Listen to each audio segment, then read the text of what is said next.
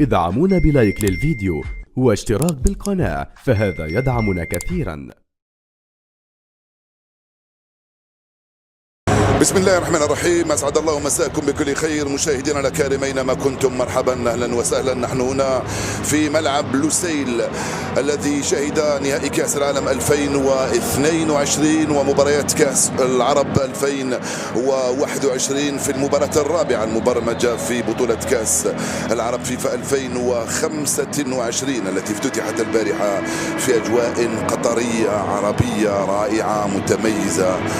تميزت كذلك بفوز المنتخب الفلسطيني في مباراته أمام منتخب البلد المنظم 1-0، وفوز المنتخب السوري. الجهة اليسرى بين يحيى زكريا والكرة في الخلف، محاولة التسديد،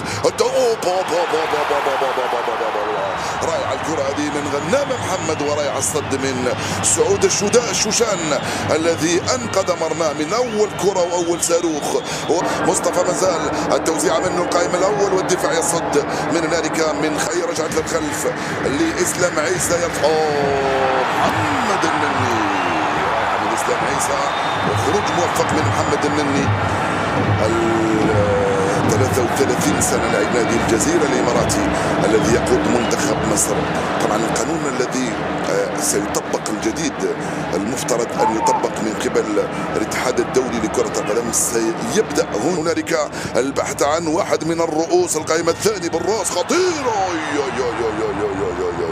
مرت سلامات هذه الكرة من ياسين مرعي في المرة الثانية. الأولى كانت من رجب نبيل والهربة من مصطفى سعد، يدخل إلى منه العرضية، تسديدة وبين أحضان الحارس. الكرة من محمد شريف، سهلة الكرة لسعود الشوشان، كرة ملعوبة القائم الأول، تغطية دفاعية مرة ثانية، تروح ركنية ثانية للكويت، كرة في الركنية تنفذ في القائم الأول، مرت سلامات وخرجت هذه الكرة من كرة في الركنية. مصطفى سعد عرضية خطيرة ملعوبة بشكل رائع والدفاع يتدخل. يحيى زكريا وإسلام عيسى استلمها، دخل يحيى زكريا في الخطأ، التدخل كان قوي هنا من فؤاد الهاجري أمام أنظار الحكم إسبين إسكاش النرويجي الذي يدير هذه المباراة. اللعبة هنا والتدخل، إسلام عيسى بيمناه يبحث عن واحد من الرؤوس بشكل رائع، مرفوع راسية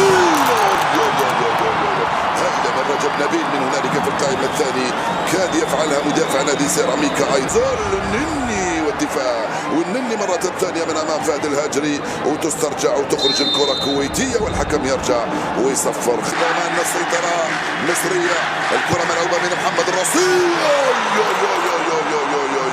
يا يوسف ناصر، ضاعت الفرصة الأولى لعناصر المنتخب الكويتي، واللي واحد من أقدم لاعبي منتخب الكويت اللي لم يكن أقدمهم، أكثر من 120 مباراة لعبها، كان في وضعية ليحيى زكريا. إسلام عيسى يحاول يمر، إسلام مازال، إسلام والتوزيعة، إسلام عيسى رجعت من هنالك لعمرو السولية لأكرم توفيق بالراس خطيرة،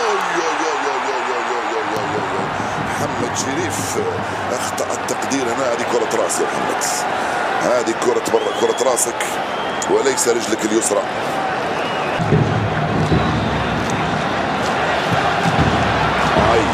ما زال عنده كرة الآن إسلام عيسى والتوزيع والدفاع من هنالك في اتجاه مصطفى سعد، الكرة مرفوعة بالراس من هنا، دفاعية ما زالت مصرية من هنالك، راحت لي بعيدة الكرة دي، بعيدة تماما يا محمد يا أكرم توفيق.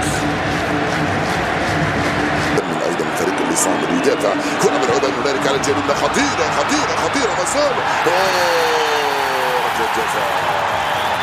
الحكم النرويجي يعلن عن ركلة جزاء لإسلام عيسى ومنتخب مصر، والمدافع عبد الوهاب العوضي يقول له لما يلمسه لما السولية والحوشان، عمر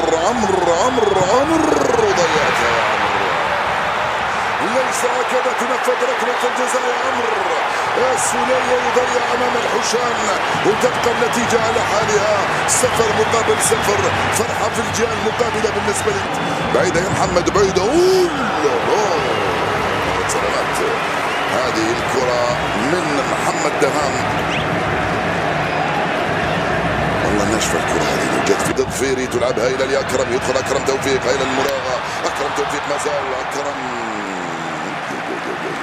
فكرت يا اكرم. الكرة من هنالك راحت ضربة مرمى لصالح الحارس سعود الحوشي منه مصطفى سعد. مصطفى بالمراوغة. مصطفى لو كملتها بنفس الشكل اللي بديت به اللقطة. ثاني يدخل مصطفى عرضية الكرة. يا عمر النني حارس الكرة الطيرة ما زال. مصطفى سعد عنده قرآن يرجع للخلف. كرة في المخالفة للمصريين مرفوعة القائم الأول. الدفاع يصد ويخرجها. وصلت منه بمسك راية لمعاذ ظفيري عرضية. رجب نبيل يخرجها. الكرة كانت رائعة جدا. جهة السنية كرة بالراس حاولت التسديد راحت ركنية من هنالك لصنع عناصر المنتخب الكويتي في الثواني الأخيرة من عمر هذا الشوط الأول. مرفوعة بشكل رائع. ما زالت الخطورة مرة ثانية خرج مصرية لمحمد شريف. حاول يمر محمد يلعب عرضية خطيرة خطيرة خطيرة. يا إسلام عيسى من هنالك جهد كبير من محمد شريف لإسلام عيسى وجها لوجه. كورته مرت سلامات على مرمى الحارس سعود الحوشان وضعت أول فرصة في هذا الشوط. كرة بعيدة من هنالك لإسلام عيسى رقبها. هي صعبة العرضية خطيرة. الكرة هذه في خطأ نعم أو في وضعية محمد شريف. يلعب الكرة هذه صعبة للمنتخب المصري. محمد مازال المراوغة العرضية مرت سلامات. كرة مرت سلامات من هنالك على يمين الحارس سعود الحوشان. شفته هرب مرة واحدة في غياب الدفاع اللي رجع في نهاية المطاف. المراوغة كانت لاعب النادي الأهلي. كرة ملعوبة بشكل رائع. خروج موفق من أروع ما يكون من سعود الحوشان الذي ينقذ مرماه في وقت الحكم هي صعبة العرضية بين أحضان الحارس. الكرة كانت ملعوبة بشكل جيد. صالح الأزرق الكويتي محمد دحام رايح الكرة راسية بالمليمتر. محمد دحام فوق راس فؤاد الهاجري. جول يفعل الأزرق الكويتي. المصريون يسيطرون يضغطون ويستحوذون والكويتيون يسجلون. كرة ولا أروع من محمد دحام في الركنية ناشفة قوية بالدقيقة. راح دحام راح محمد راح دحام. التوزيع هل تسديداته موفقة. مجدي يتقدم مجدي أفشار سجلها.